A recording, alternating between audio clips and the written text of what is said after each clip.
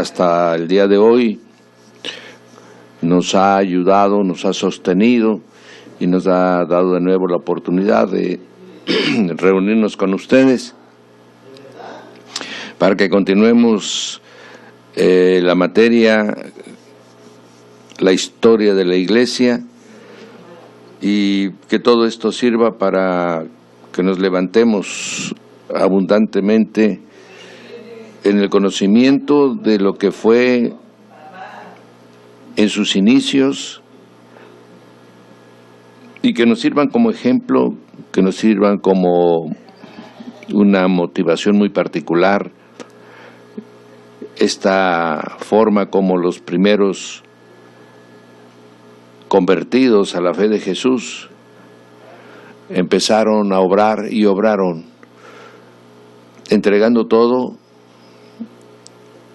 llevando a cabo las enseñanzas tal y como habían sido entregadas a los apóstoles,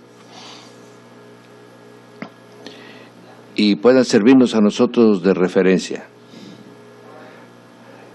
ya que después de 2000 años de haberse iniciado esta obra de la Iglesia, estamos nosotros ahora viviendo una forma muy diferente, tanto en lo profundo de lo doctrinal, como en la forma exterior, como en la forma de coinonía y unidad del cuerpo de Cristo. Y es necesario que si nosotros queremos verdaderamente vivir la vida del reino de Dios, pues roguémosle al Espíritu Santo que también, como estuvo con ellos, y la promesa es que estará con toda la Iglesia hasta que seamos arrebatados y presentados al Padre, que todo este desarrollo que estamos llevando nos sirva para corregir lo que tengamos que corregir, tomar como ejemplo a ellos y obviamente ampliar lo que se pueda ampliar, porque hay mayores comunicaciones, mayor posibilidad, hay muchos medios electrónicos y tecnológicos ahora para transmitir la palabra, pero falta la esencia. Falta el espíritu de la palabra que llegue a las vidas y las convierta. Y de esta manera guardemos mucho lo que algunos, como vamos a ver nuevamente para retomar lo del viernes pasado, la iglesia en Samaria nace después de que Saulo de Tarso, por órdenes del Sanedrín y con la autoridad de este Sanedrín, empieza a perseguir a la iglesia. Y aquí debemos, históricamente voy a darle unos datos de por qué suceden ciertas cosas. Se sabía que el sumo sacerdocio del templo de Jerusalén era un sumo sacerdocio que salía a subasta. ¿Qué quiere decir eso? Que el procurador romano, de acuerdo con Herodes tenía muy pocas facultades, aunque era el rey, no tenía facultades para ejercer ciertas cosas. Por ejemplo, todo lo que era cuestión de con cobro de impuestos, el cuidar del orden y de la religión, todo eso era el procurador romano el que tenía la autoridad. Pero lo único que de lo poco que se le había concedido a Herodes era el nombrar el sumo sacerdote. Por disposición romana, el sumo sacerdote duraba en su encargo 1 año nada más, y todas las vestiduras del sumo sacerdote y de los sacerdotes, mi hermano, estaban resguardados en lo que se llamaba la Torre Antonia. Era una especie de pequeño fuerte romano, y ahí se tenían guardadas las vestiduras que los romanos se la prestaban al sumo sacerdote para oficiar en las fechas más importantes, y las tenía que regresar de nuevo a esta torre donde estaban resguardadas por los soldados romanos. Y el sumo sacerdocio entraba a designación de Herodes. No tenía nada que ver con lo que el Antiguo Testamento había establecido, que tenía que ser de la familia de Aarón, del sumo sacerdote, y de la tribu de Leví, los levitas. De tal manera que todo estaba totalmente trastocado. Por eso el Señor les dice: ustedes guardan mandamientos de hombres. Amén.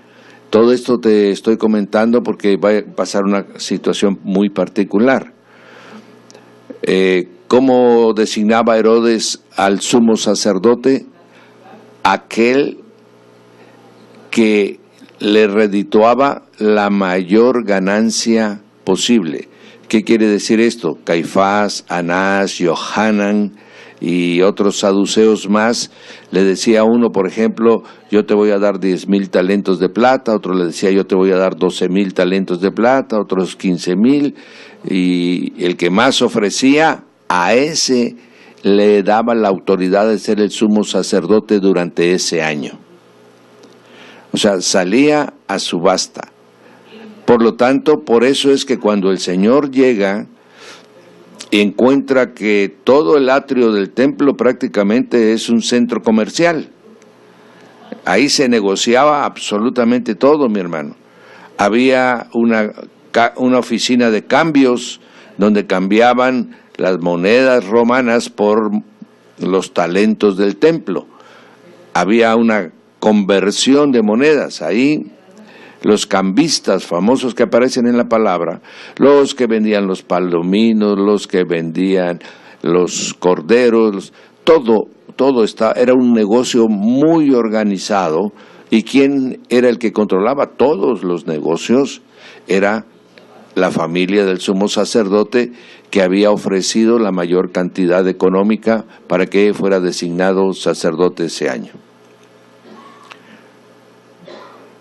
Y sucedió en este momento en que Saulo se va a levantar a perseguir a la iglesia, que Poncio Pilatos, después de que sucede la crucifixión de nuestro Señor Jesucristo, él empieza a hacer una obra que se llamó el acueducto, que era traer el agua desde muy lejos a la ciudad de Jerusalén a través de una obra como la que construían los romanos, que eran obras muy grandes, muy dispensiosas y muy impresionantes, y sobre todo con los acueductos. Muchos de ellos existen todavía en España, en Italia, etcétera.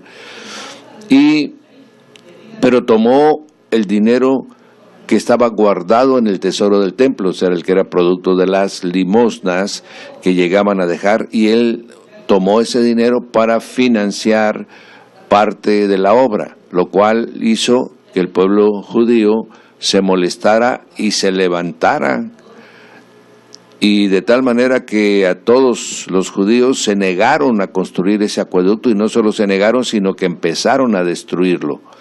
Consecuentemente, Poncio Pilatos tuvo que poner orden, pero eso implicó un derramamiento de sangre muy grande. Entonces los judíos se fueron a Roma, ante el Senado romano, a denunciar este hecho de Poncio Pilatos, y entonces Poncio Pilatos es llamado a Roma para que dé cuenta de ese asunto. En ese momento que Poncio Pilatos se va a Roma, se queda toda la región de Judea, se queda sin autoridad romana.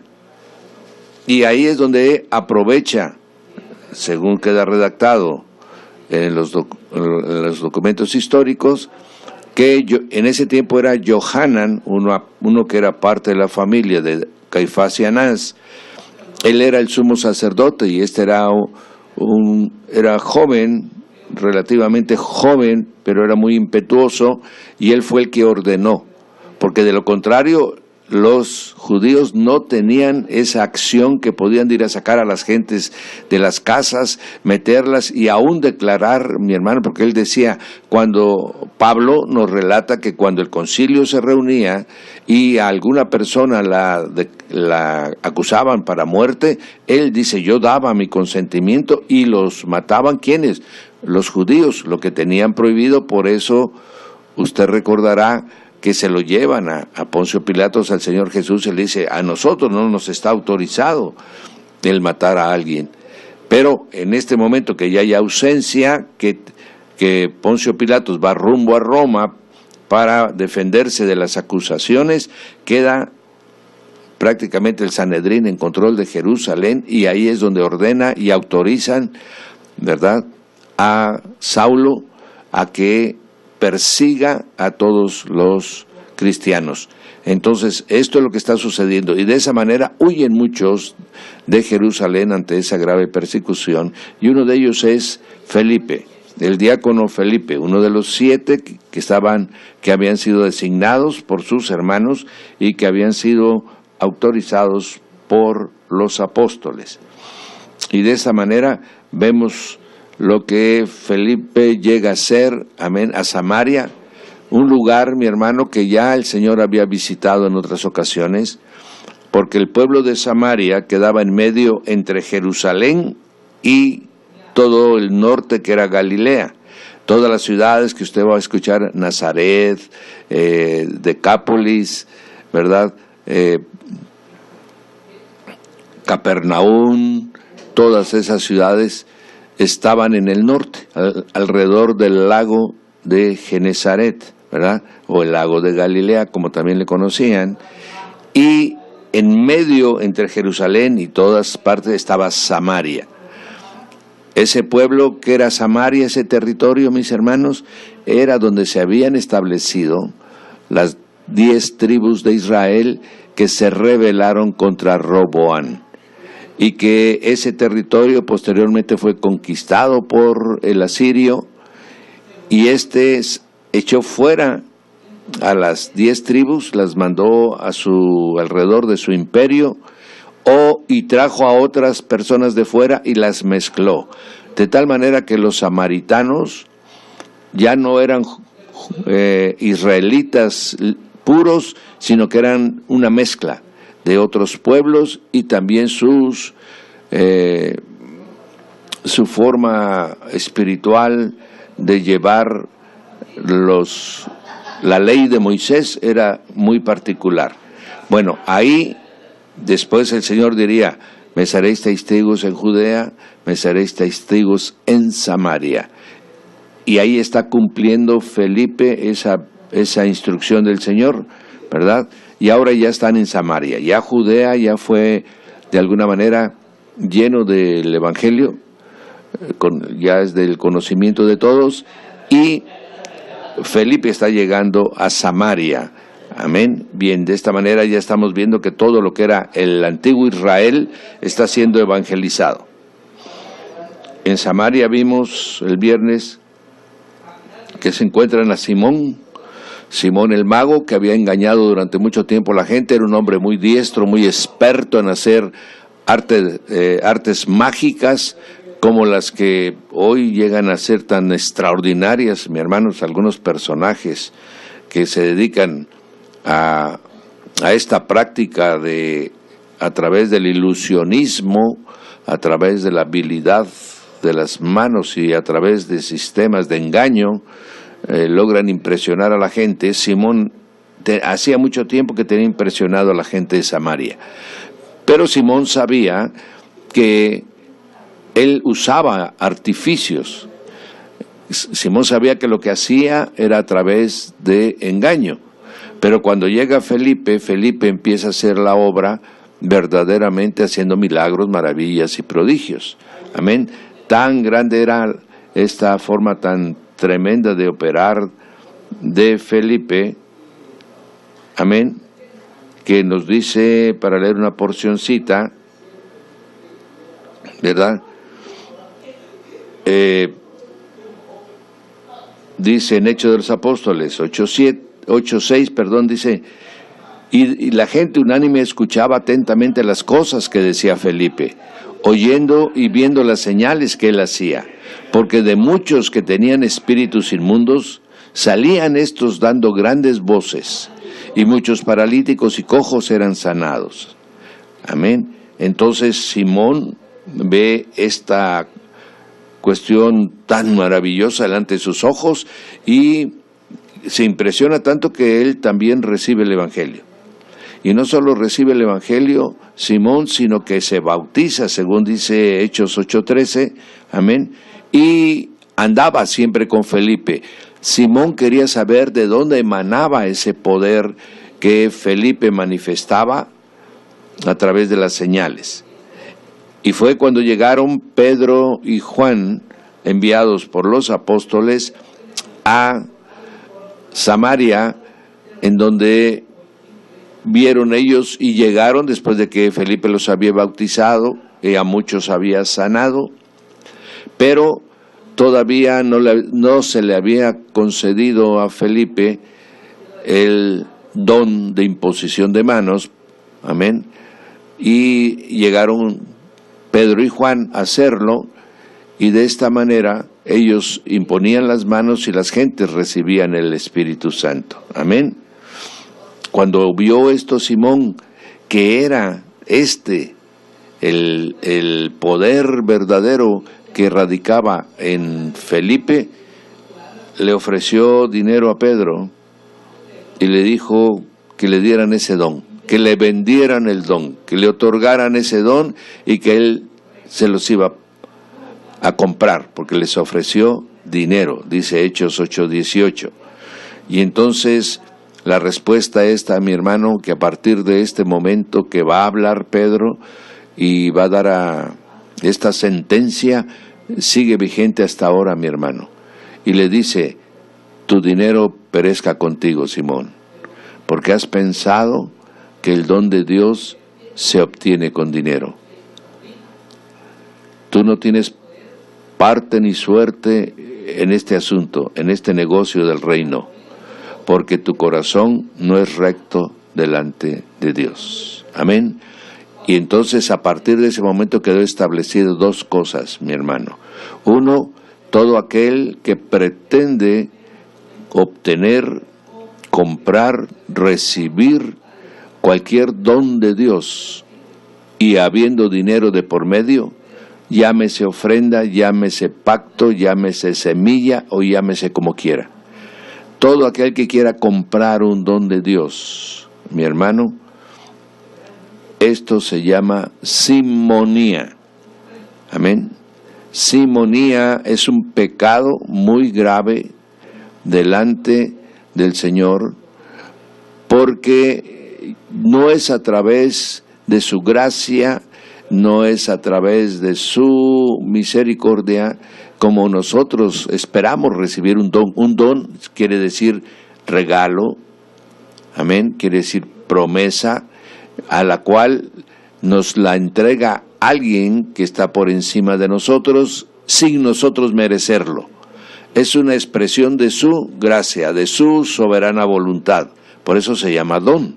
Amén.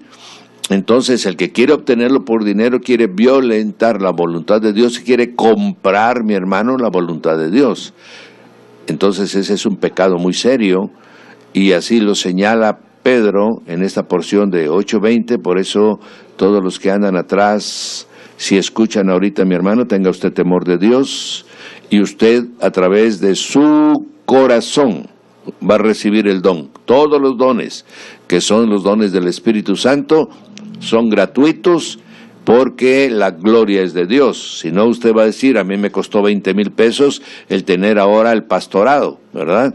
No, mi hermano, a mí me costó tantos miles tener el título de... No, la obra de Dios no se compra ni se vende. Entonces, ¿qué sucede? Bueno, aquí queda establecido también otro principio. El que no tenga un corazón recto delante de Dios no puede recibir un don de Dios. Amén. Y aquí es donde podemos entender por qué gente que tiene muchos años de haber recibido, entre comillas, a Jesús, no manifiesta ningún don, ningún fruto del Espíritu. ¿Por qué? Porque su corazón no es recto delante del Señor. Porque vive con levadura en su corazón, porque vive con amargura en su corazón, porque vive con contienda, con falta de perdón, ¿verdad? Todavía es vanidoso, orgulloso, etcétera. Eso es un corazón que no es recto delante de Dios. Y consecuentemente el don de Dios no puede ser recibido, porque Él envía sus dones a los que le van a servir. Amén.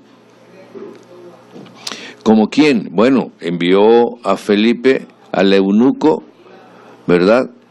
Como una gracia. El Señor le dice, ve y pégate a ese carro y explícale al que va ahí. Amén. Y entonces tenemos ese acontecimiento del capítulo 8, 26 en adelante, en la que Felipe llega y concluye esta porción bautizando al eunuco, mi hermano, como un don. Ahí ni siquiera una ofrenda dio el eunuco, porque Felipe desapareció de la presencia de él. Amén. Y de esta manera, mi hermano, estamos viendo cómo Samaria está siendo evangelizada por Felipe. Amén. Y obviamente los que estaban alrededor de Felipe, y uno de ellos era Simón, porque a partir de ese momento es apartado él, y luego vendrá en la historia de la iglesia, mi hermano, la obra que Simón el mago, según se registra a través de otros escritos de gente que se ha dedicado a estudiar esta porción, que Simón el mago, al no poder recibir el don de Dios, empieza a simularlo, él se mueve para el Asia y empieza a establecer una nueva corriente, ¿sí? Una falsa enseñanza, mi hermano, que está inmersa dentro de lo que se conoce como el gnosticismo, ¿verdad? Simonita, que quiere decir que él empieza y sigue engañando a la gente y ya desarrolla alterada el evangelio que llevó Felipe, y donde él se otorga como uno, inclusive como un enviado del cielo, ¿verdad? Se empieza a manifestar delante de las gentes. Simón el mago se vuelve un apóstata, mi hermano, y eso está registrado en la historia. Y Pedro le dijo, mira, estás en una cárcel de amargura, te encuentras. Amén, ruega a Dios para que cambie tu corazón. Bien, de esta manera tenemos, mi hermano, ya la iglesia en Samaria, una iglesia ya que con maravillas, milagros y prodigios, consigna el libro de Hechos en una porción que pasa a visitar Pablo con todos los que venían con él a Felipe en Samaria, mi hermano, y dice, y las hijas de Felipe, que todas eran profetisas, ¿verdad? O sea, esa casa estaba llena del Espíritu Santo. Esa casa vivió, inclusive ahí aparece Ágabo también, el profeta, ¿verdad? Y entonces nos está instruyendo, mi hermano, la misma Biblia nos está diciendo que había profetisas. Amén. Que había profetas en ese tiempo. Y ahí esa porción de la Biblia no está hablando de Malaquías, no está hablando de Ageo, no está hablando de Zacarías, mi hermano, sino está hablando de los profetas en el nuevo mover del Espíritu. Amén. La que ahora niegan muchos. La Biblia consigna que había en suficiencia. Y vamos a ver conforme caminamos cómo el Espíritu Santo se movió todavía hasta el año 200, 300 con toda libertad, y después lo restringieron.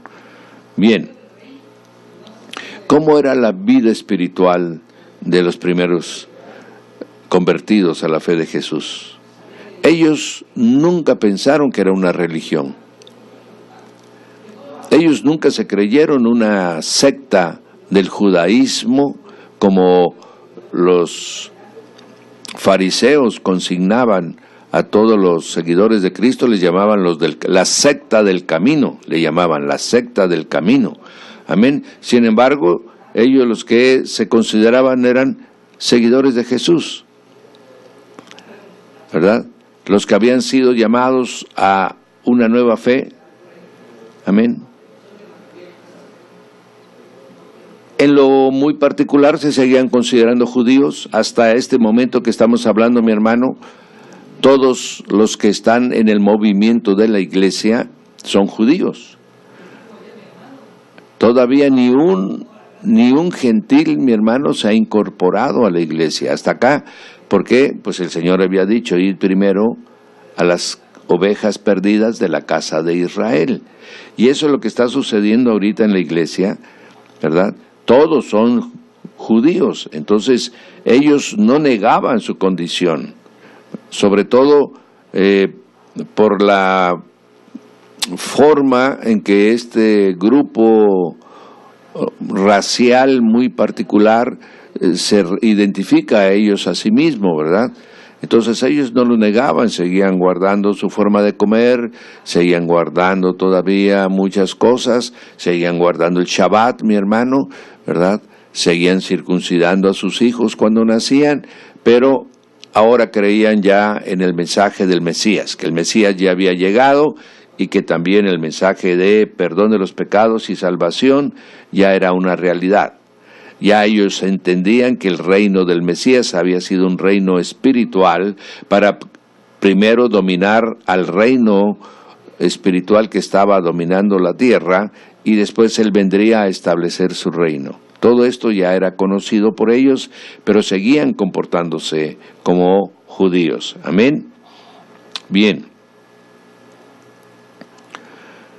Ahora bien, si nosotros, bueno, eso hablaremos después cuando veamos por qué Pablo cambia un poco la dirección de este pensamiento, pero en este momento todos, mi hermano, siguen reuniéndose alrededor del templo para orar, como ya vimos que estaba en la puerta de la Hermosa el tullido, ya vimos que Pedro y Juan fueron aprisionados también estando en las gradas del templo, o sea, iban no al templo, sino al área del templo. Era muy grande el área del templo y ahí era un lugar de reunión para todos los que querían conocer de la fe de Jesús.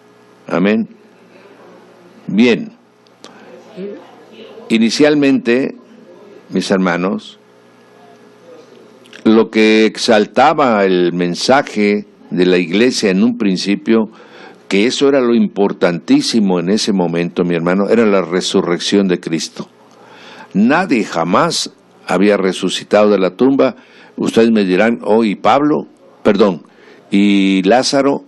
Bueno, Lázaro fue resucitado porque el Señor lo llamó a vida. Amén. Pero al Señor, ¿quién le dijo que saliera de la tumba? ¿Quién le movió la piedra? Amén. Eso fue todo sobrenatural. A Lázaro el Señor les dijo, quiten la piedra. Y entonces las gentes rodaron la piedra, ¿verdad? Y el Señor le dijo, Lázaro, sal. Ahí el Señor es el que le llama con el poder de su verbo. Pero cuando el Señor resucita, nadie quita la piedra. Amén. El Señor sale en poder y gloria. Y no solo sale como Lázaro volvió a salir con un cuerpo corruptible, pero el Señor Jesucristo ya sale con el cuerpo de gloria, el cuerpo incorruptible que usted y yo tendremos, mi amado, cuando seamos llamados a su presencia. Entonces, este era el centro, ¿verdad? Vino el Mesías, fue enviado por el Padre, ya llegó a la tierra, y Él, como un cordero, se entregó, y a través de su sangre, así como se expiaba a través de la sangre de los animales, pero ahora es la sangre de Jesucristo la que ha pagado nuestros pecados de una vez y para siempre, y ha cambiado nuestra conciencia, porque ahora sabemos que Él, que estuvo en la cruz, y con eso consumó el perdón de los pecados, amén, cumplió toda la justicia del Padre, ahora ha resucitado en gloria, y Él es el que nos cuida, Él es nuestro Mesías, nuestro Señor, nuestro Rey, nuestro Adón, en fin, todos los términos que se pueden utilizar en el lenguaje hebreo. Y este era el mensaje que llevaban. Entonces ellos no se consideraban, mi hermano, que estaban imponiendo una nueva religión. No, ellos reclamaban y también declaraban que el judío, Jesús, que había venido de su raza, porque de los judíos viene la salvación, le declaró el Señor a la samaritana, ¿verdad? Había venido para redención del pueblo, para perdón de sus pecados y para la promesa del reino eterno. Y ellos, ese era su nuevo lenguaje, mi hermano, pero seguían viviendo en medio del pueblo judío, no se apartaban, ¿verdad? Seguían guardando sus formas y costumbres, celebraban las fiestas, etcétera. Amén. Una de las nuevas ceremonias que ellos practicaban mucho, mi hermano, era el partimiento del pan, que es lo que el Señor hizo en el aposento alto y se los enseñó. Ellos todos los días que se reunían hacían esto, ¿verdad?, para recordar cada día que pasaba que ya había llegado el Mesías Redentor. Amén. Practicaban los ayunos, mi hermano, como era costumbre en el pueblo judío, practicaban los ayunos. Ahora ya los practicaban en días diferentes a como lo practicaban los fariseos. Los fariseos lo practicaban 2 días a la semana, 2 veces a la semana, que eran generalmente los miércoles y los viernes por la tarde, como preparación del Shabbat que ellos hacían, ¿verdad? Entonces ahora los que ya están en la fe de Jesús movieron a otros días, pero seguían practicando el ayuno. Amén. Y aparece una nueva figura, mi hermano, que será muy significativa en el capítulo 15, pero ya Jacobo, el hermano del Señor, el primogénito era el Señor Jesús, y luego le seguía Jacobo. Por eso a Jacobo se le apareció el Señor, y luego la iglesia en Jerusalén lo reconoce como autoridad. Amén. Se sabía que los apóstoles habían sido designados para que ellos fuesen, amén, a todas partes del mundo, ¿verdad? Entonces Jerusalén quedó bajo el resguardo y la dirección de Jacobo, el hermano del Señor. Y este ejercía realmente una gran influencia por su condición de hermano del Señor. Amén. Jacobo, mi hermano, en la tradición católica enseñó que Jacobo fue el primer obispo en Jerusalén. Eso es falso. En ese tiempo esa palabra no se usaba en la iglesia judía, ¿verdad? Esa será una palabra que incorporará el apóstol Pablo a los gentiles, pero los de origen judío solamente reconocían a los apóstoles y después a los diáconos que fueron investidos por ellos mismos, o a las personas que imponían sus manos y los enviaban, amén, como mensajeros a otros lugares. Y con teniendo esta situación, mi hermano, la iglesia va creciendo, Y ahí es donde viene en el capítulo 9, para que entendamos cómo opera Dios, mi hermano, porque conocer cómo opera Dios nos va a dar mucha referencia de cómo nosotros debemos, mi hermano, en el temor de Dios, vivir cumpliendo su voluntad. En Hechos de los capítulos 9 se ve, otra vez aparece Saulo.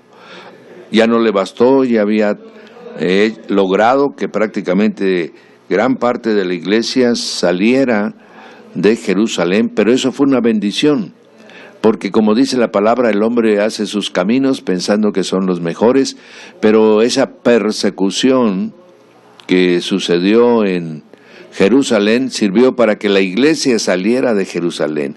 Ya había cubierto a Jerusalén, ya Felipe se fue para Samaria, otros se irían para Antioquía, otros se fueron para Damasco, mi hermano, otros salieron para el África, o sea, sirvió para que la iglesia saliera de Jerusalén y empezara a llevar el mensaje a muchas partes.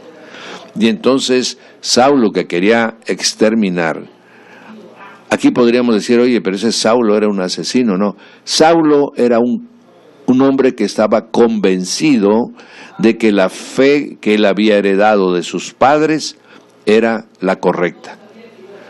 Saulo era fariseo de fariseos, que quiere decir que venía de una familia de descendencia de fariseos.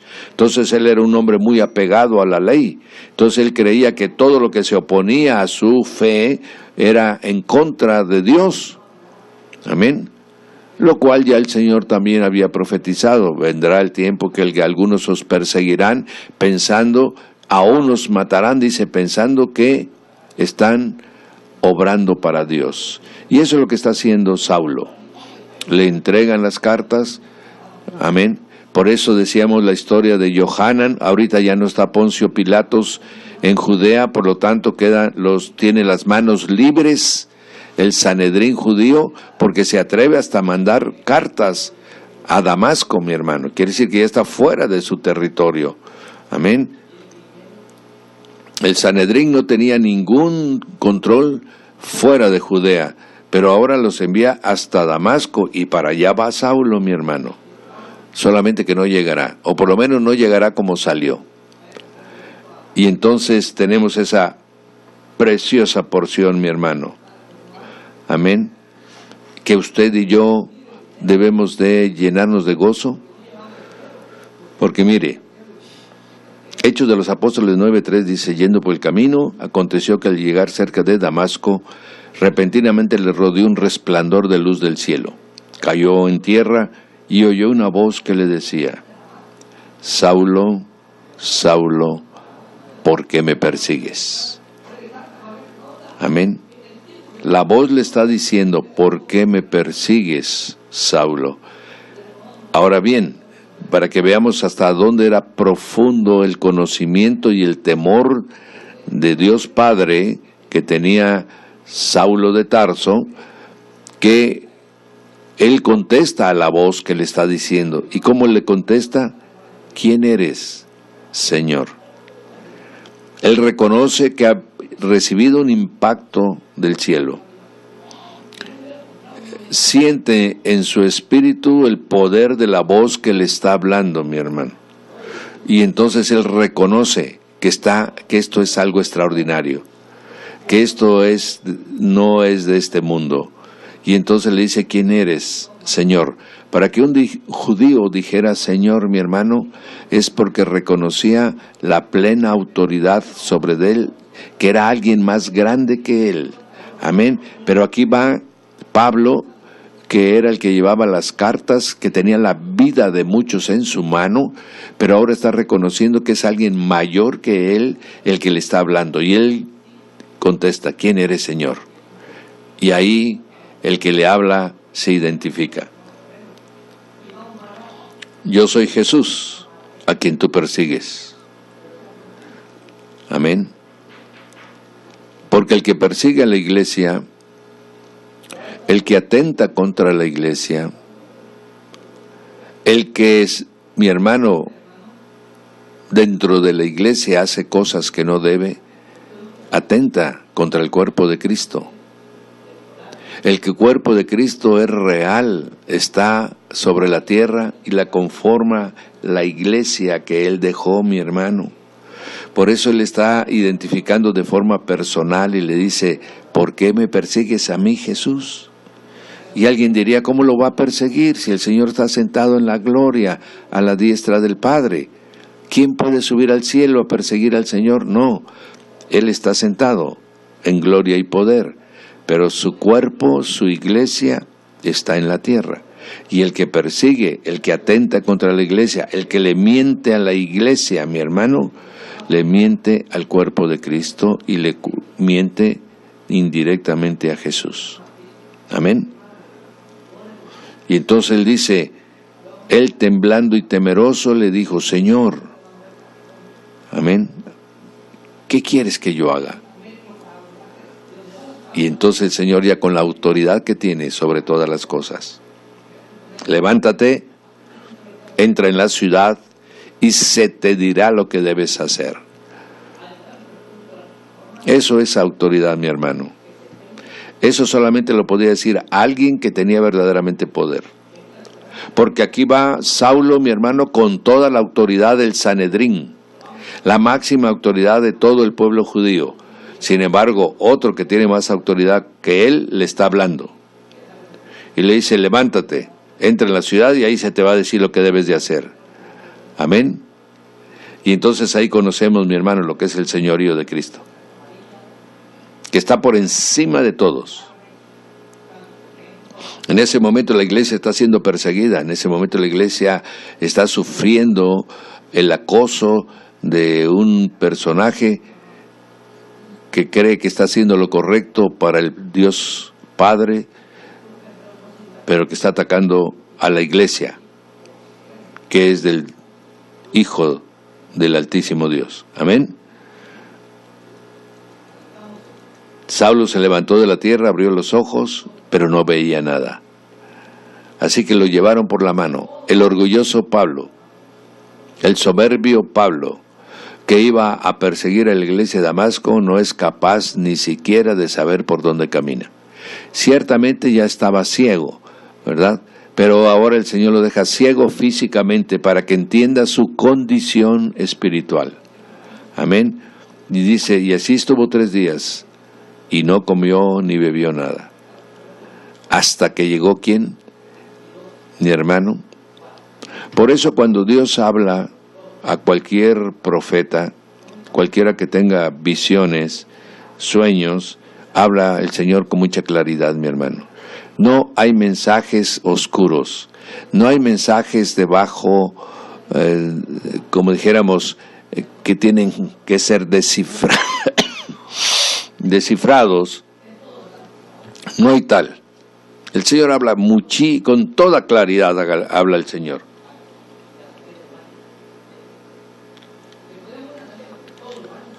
Amén. Y ahora va a usar a Ananías.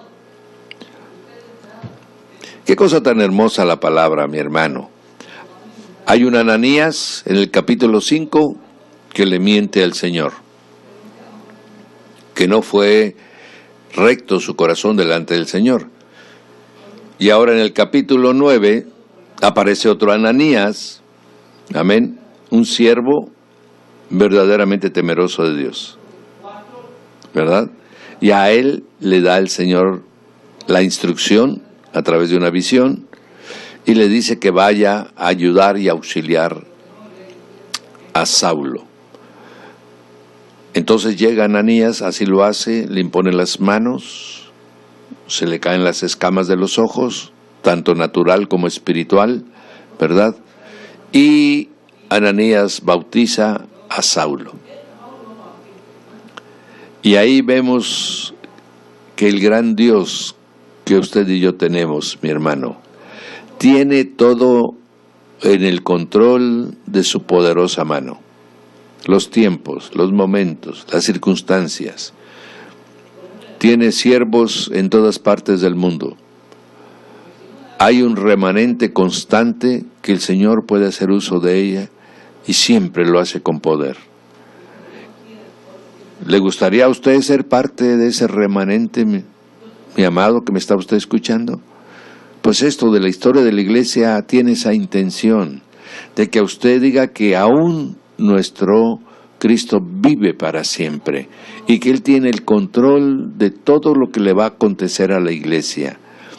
Si usted es iglesia, mi hermano, porque eso es lo importante, es que nosotros seamos iglesia, no que seamos una secta, no que seamos una congregación, no que seamos una denominación, amén, porque si no seguimos todavía como los de Corinto, mi hermano.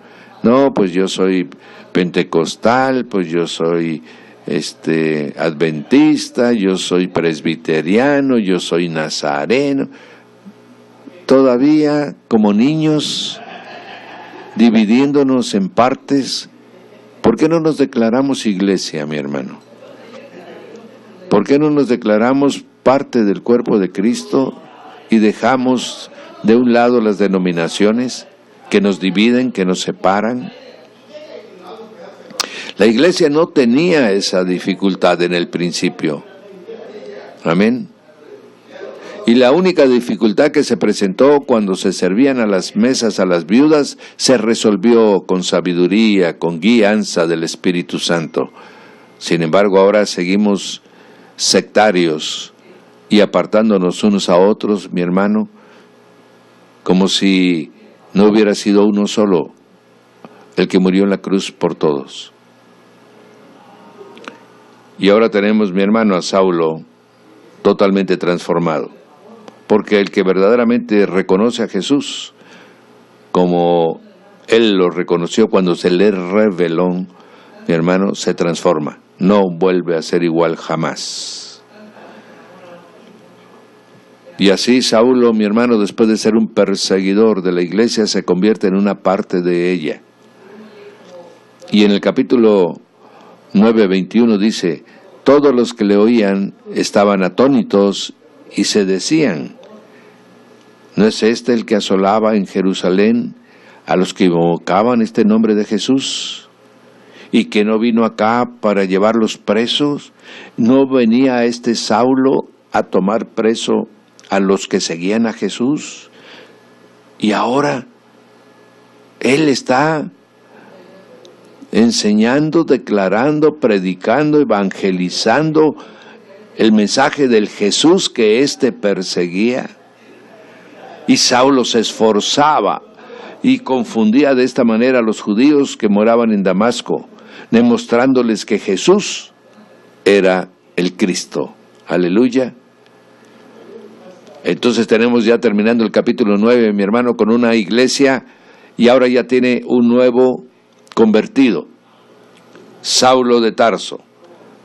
E inmediatamente, y ahora ya la palabra ya no solo corrió en todo Judea, Samaria, sino que ya está en Damasco. Amén. Ya está fuera de los límites del territorio de Israel. Entonces ya el Señor está trabajando. Amén. ¿Para qué? Para que la iglesia salga de Jerusalén y empiece su obra misionera en todo el mundo. Y esto se ve en el capítulo 10, mi hermano, cuando el Señor envía a Pedro a la casa del Cornelio Gentil. Cornelio era un prosélito. ¿Qué era un prosélito? Era un hombre que estaba estudiando la Torá judía para convertirse a la fe del Dios único. Y era un hombre muy generoso, ¿verdad? Cornelio era un hombre que tenía una posición cómoda, ya que los que dirigían legiones, mi hermano, era gente que gozaba de grandes beneficios. Amén. Y sucede esa parte hermosa que tiene varias interpretaciones. Cuando viene el lienzo del cielo, lleno de animales, cuadrúpedos, reptiles y de todo tipo, ¿verdad? Y el Señor le dice a Pedro: mata y come, Pedro. Y él le dice: no, Señor, nunca he comido yo nada inmundo. Y le vuelve a decir, le dice 3 veces el Señor, y Pedro se niega 3 veces, mi hermano, amén, a obedecer al Señor. Muchos dicen, es que él se guardaba. Mi hermano, era una visión. Amén. Y si Dios le está diciendo, porque le dice, la respuesta, mi hermano, está en el capítulo 10, versículo 5, para que entendamos que ahí fue una desobediencia de Pedro. Porque el Señor le dijo, lo que Dios limpió.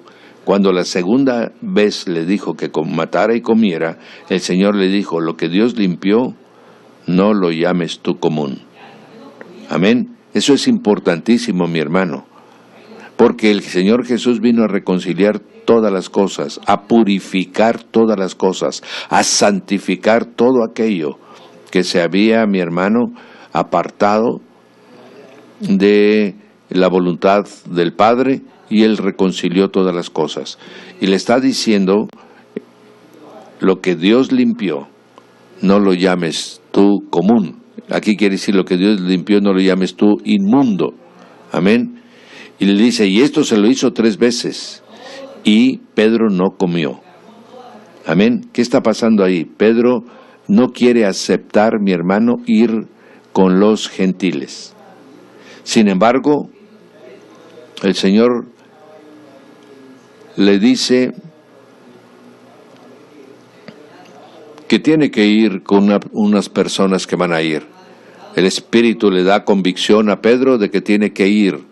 Llegan los soldados de Cornelio, los enviados de Cornelio, le dicen la visión, y entonces él, como ya fue avisado por el Espíritu, al otro día sale con ellos. Pero Pedro no sale solo, sino que lleva a otros más con él para que sean testigos de cómo se va a comportar él delante de los gentiles. Pedro está a punto de sufrir una experiencia totalmente nueva.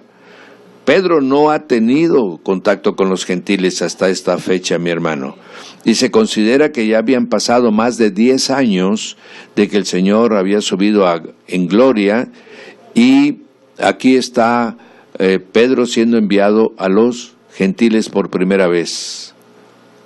Amén.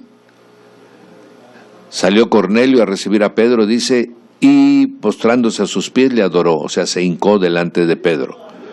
Y Pedro le dijo, levántate, yo también soy hombre como tú. Lo mismo que hacen ahora, ¿verdad?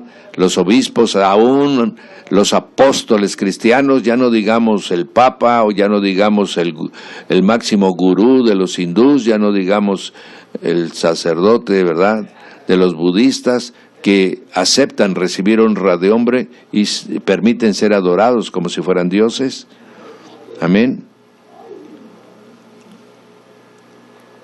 Y entonces Pedro lo primero que les dice, ustedes saben cuán difícil lo que yo estoy haciendo ahorita, es verdaderamente un esfuerzo. Si no me hubiera mandado Dios, yo jamás los vengo a ver a ustedes. Amén. Porque abominable es para un judío entrar a la casa de un gentil. Amén. Es que no quiso comer del lienzo y sigue en la misma actitud. Amén. Ahí se está notando ya, cuando salió del territorio de Israel la iglesia, empezó a manifestarse, mi hermano, todavía su forma de comportamiento, su cultura, su religión que ellos tenían, empezó a manifestarse en contraposición con la vida de los gentiles. Amén. Sin embargo, el Espíritu Santo cayó sobre todos. Aleluya. Y Pedro tuvo que decir en el capítulo 10, 34, Dios no hace acepción de personas, sino que en toda nación se agrada del que le teme y hace justicia. Ya entendió Pedro que Dios quiere salvar a otros, que ya no es solo con los judíos, porque para que él haya expresado esto es que él lo entendió y lo comprendió. Amén.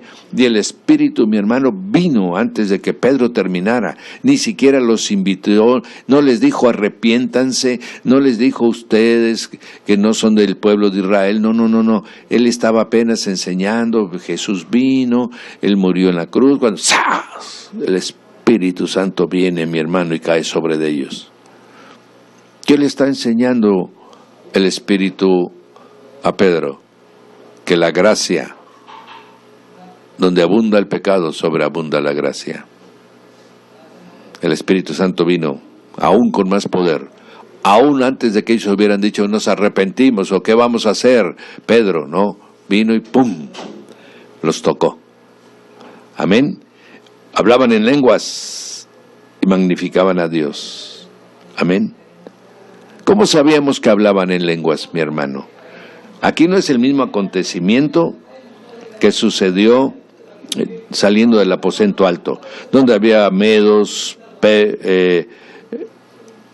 gente de Corintio, gente de Grecia, gente del África, gente de Arabia, ¿verdad? No, ahí había un grupo muy reducido de personas que todos eran romanos, eran amigos, dice, familiares y amigos de Cornelio, y hablaban en lenguas.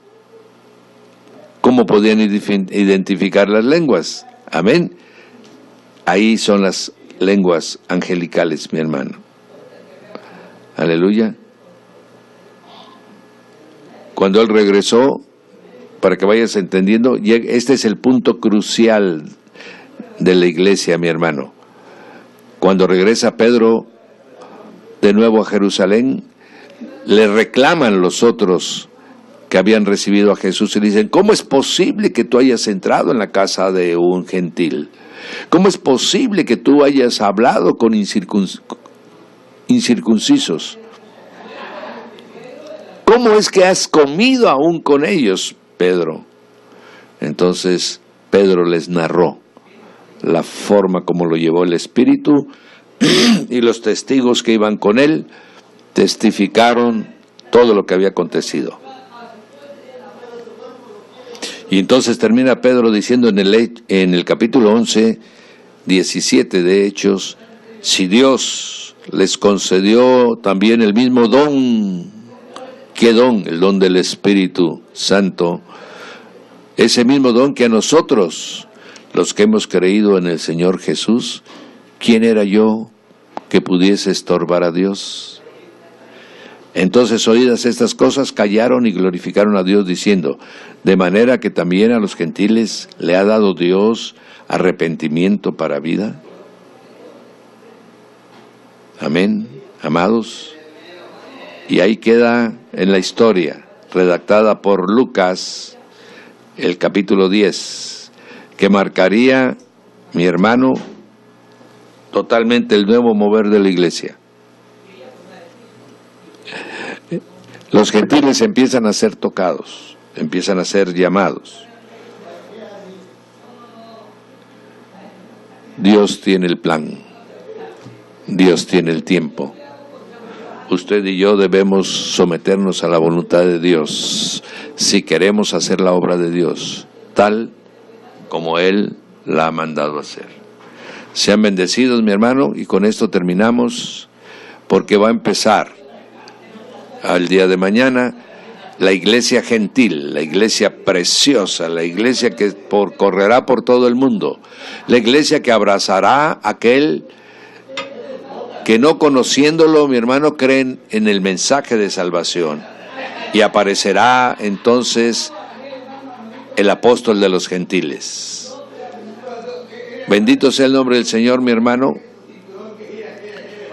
y los esperamos el día de mañana. Primero Dios. Estuvo con ustedes el pastor Raúl Peña, Instituto Bíblico Radial, Manantial de Vida. Amén y amén.